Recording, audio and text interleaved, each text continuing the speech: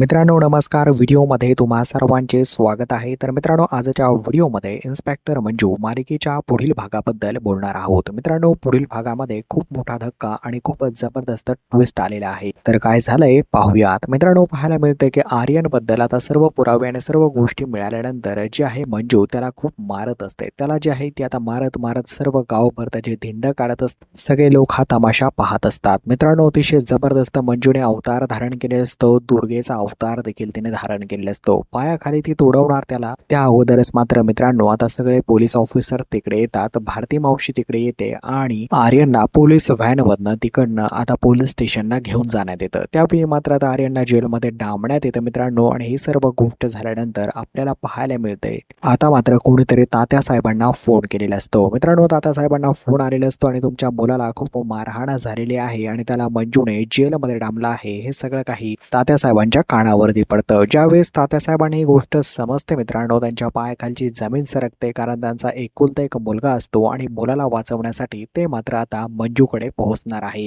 ज्यावेळेस तात्यासाहेब मंजूकडे पोहोचतील मंजूची रिॲक्शन काय असेल तिला जेव्हा समजेल की तात्यासाहेबांचाच मुलगा आर्यन होता, आर्यनने मला इतका त्रास दिला आणि स्वतः तात्यासाहेबांनी देखील मला इतका त्रास दिलाय, तर ती पुढे नक्की काय करते पाहणं इंटरेस्टिंग असणार आहे. तर तात्यासाहेब आता मात्र आर्यनला या गोष्टीतनं सुखरूप बाहेर काढतील का हे पाहण्यासाठी तुम्ही आपल्या चॅनलला सबस्क्राईब करा मित्रांनो. पुढील भागामध्ये याची संपूर्ण माहिती मी तुम्हाला देणार आहे. कारण मित्रांनो ही संपूर्ण मालिका एका बंगाली मालिकेचा रिमेक आहे, त्यामुळे पुढील भागांमध्ये काय होणार याची माहिती मी तुम्हाला नक्कीच सांगू शकतो.